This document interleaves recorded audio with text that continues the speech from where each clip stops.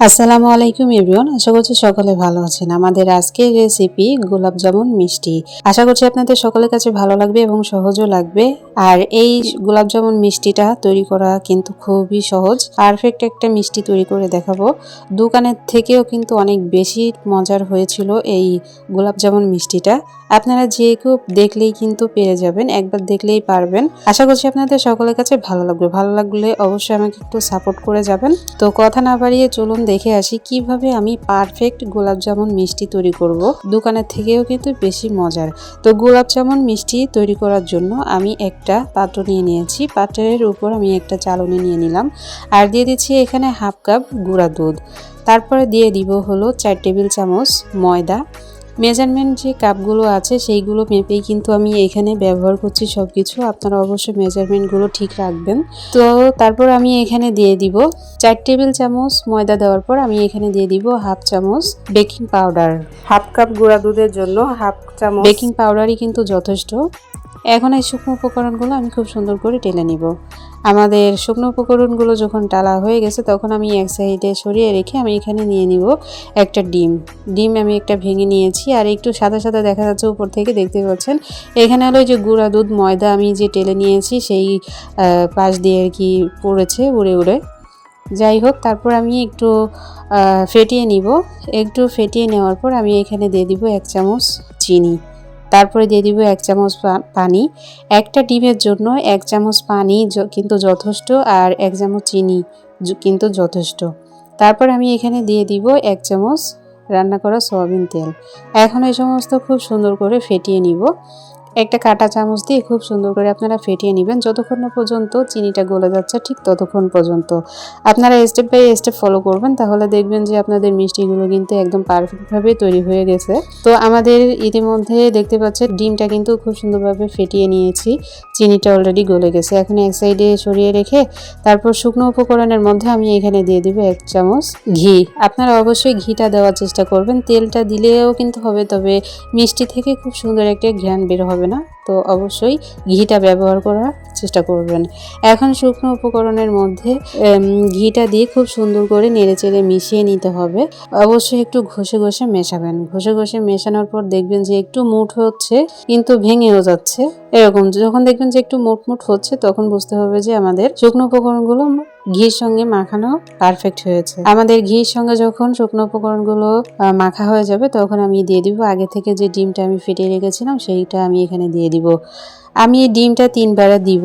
অল্প অল্প করে অ্যাড করতে হবে ডিমটা, এখানে একেবারেই কিন্তু ডিম দেওয়া যাবে না। আমি 2-3 বার অল্প অল্প করে দিয়ে তারপরে আর কি খুব সুন্দর করে একটা ডো তৈরি করে নিচ্ছি।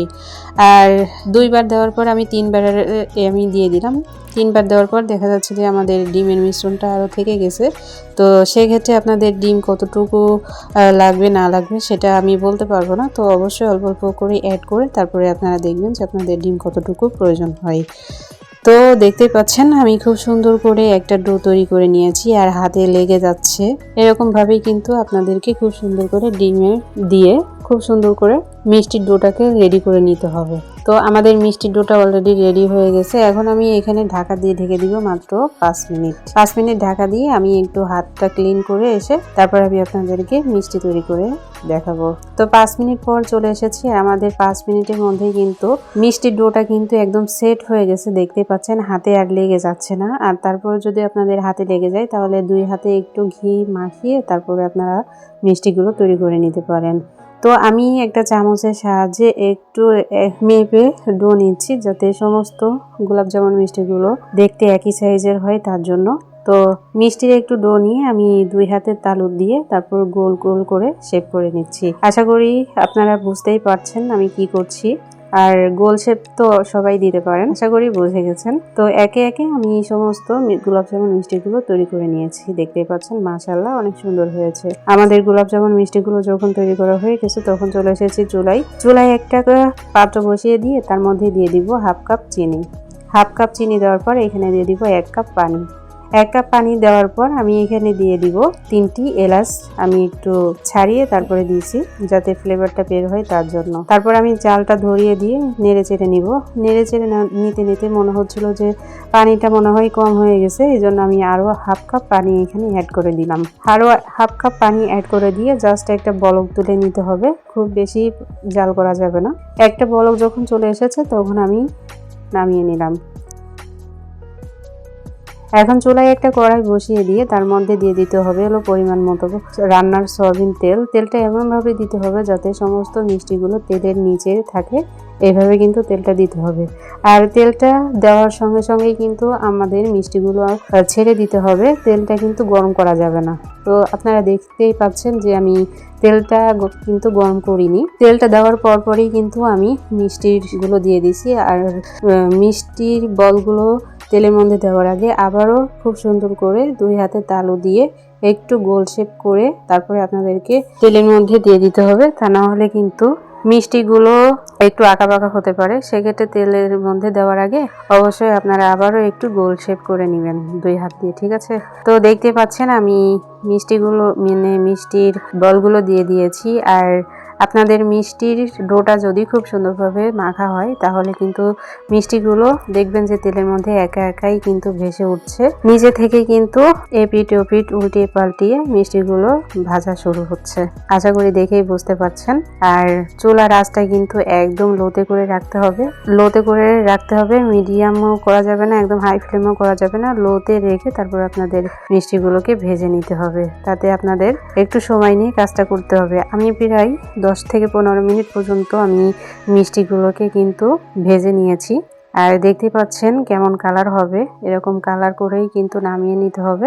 আর অবশ্যই লো আঁচে রেখে তারপরে মিষ্টিগুলো ভেজে নিতে হবে, তা না হলে কিন্তু উপর থেকে হবে কিন্তু ভিতরে কিন্তু কাঁচা থেকে যাবে। সেক্ষেত্রে আপনাদের অবশ্যই সাবধানের সঙ্গে তারপরে আপনাদের এই কাজটা কিন্তু করে নিতে হবে। তো ইতিমধ্যে দেখতে পাচ্ছেন আমাদের গোলাপ জামুন মিষ্টিতে খুব সুন্দর একটা কালার চলে এসেছে। ইতিমধ্যে আমাদের মিষ্টিগুলো হয়ে গেছে, এখন আমি নামিয়ে নিচ্ছি। এই পর্যায়ে সমস্ত মিষ্টিগুলো যখন আমার নামানো হয়ে যাবে তখন আমি মিষ্টির জন্য যে শিরাটা তৈরি করেছিলাম সেটাই আমি আরেকটু গরম করে নিচ্ছি। মিষ্টি শিরা কিন্তু গরম আছে, তারপরও আমি আরেকটু গরম করে নিচ্ছি। একটা বলক মতো যখন চলে আসবে তখন এখানে দিয়ে দিব আগে থেকে ভেজে রাখা সেই মিষ্টির বলগুলো আমি এখানে দিয়ে দিব। মিষ্টির বলগুলো এখানে দিয়ে আমি নেড়ে চেড়ে তারপরে ঢাকা দিব। ঢাকা দেওয়ার পর 10 মিনিট আমি চিনি শিরার মধ্যে দিয়ে রান্না করে নিব মিষ্টিগুলো। তো আমি ঢাকা খুলে 2 মিনিট পরে ঢাকা খুলে আবার একটু নেড়ে চেড়ে দিয়ে তারপরে আবারও ঢাকা দিয়ে দিচ্ছিলাম। 10 মিনিটের মধ্যে আমি মাত্র 2-3 মিনিট 2-3 বার আর কি নেড়ে চেড়ে দিয়েছি। আর ইতিমধ্যে আমাদের মিষ্টিগুলো কিন্তু হয়ে গেছে। 10 মিনিট আমি রান্না করে নিয়েছি। আর দেখতে পাচ্ছেন আমাদের 10 মিনিট পর রেজাল্টটা কি এসেছে। চিনির যে শিরাটা সেটা কিন্তু একদম স্যুপ করে নিয়েছে মিষ্টিতে, আর মিষ্টিগুলো কিন্তু পারফেক্ট হয়েছে।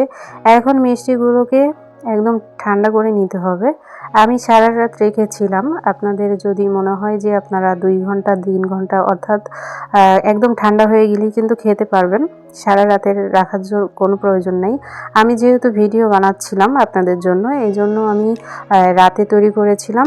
তো রাতে একদম পরিবেশনটা দেখানো যেত না, যেহেতু দিনের আলোর প্রয়োজন হতো আমার, এই জন্য আমি সারা রাত রেখে সকালে আমি আপনাদেরকে পরিবেশন করে দেখিয়ে দিচ্ছি। দেখতে পাচ্ছেন মিষ্টির মধ্যে কিন্তু সমস্ত চিনি শিরাটা একদম স্যুপ করে নিয়েছে। আর আমি এখানে আপনাদেরকে পরিবেশন করে দেখিয়ে দিচ্ছি, এই কাজটা আমি সকালে করছি। পরিবেশন করে দেখিয়ে দিচ্ছি যে আমাদের গোলাপ জামুন মিষ্টিগুলো কতটা সুন্দর হয়েছে, কতটা পারফেক্ট হয়েছে। এই মিষ্টিগুলো আরও সুন্দর এবং আকর্ষণীয় দেখার জন্য আমি এখানে একটু মাওয়া ব্যবহার করেছি। আপনাদের কাছে যদি মাওয়া না থাকে তাহলে গুঁড়ো দুধের মধ্যে একটু ঘি মিশিয়ে তারপরে এখানে মাওয়াটা তৈরি করে মিষ্টির উপর দিয়ে কিন্তু ছড়িয়ে দিতে পারেন। তো দেখতে পাচ্ছেন পরিবেশন করে দেখিয়ে দিচ্ছি আপনাদেরকে যে আমাদের আজকের গোলাপ জামুন মিষ্টিটা কতটা সুন্দর হয়েছে, কতটা পারফেক্ট হয়েছে। বাড়িতে অবশ্যই ট্রাই করবেন আর আমাকে অবশ্যই কমেন্টস করে জানাবেন।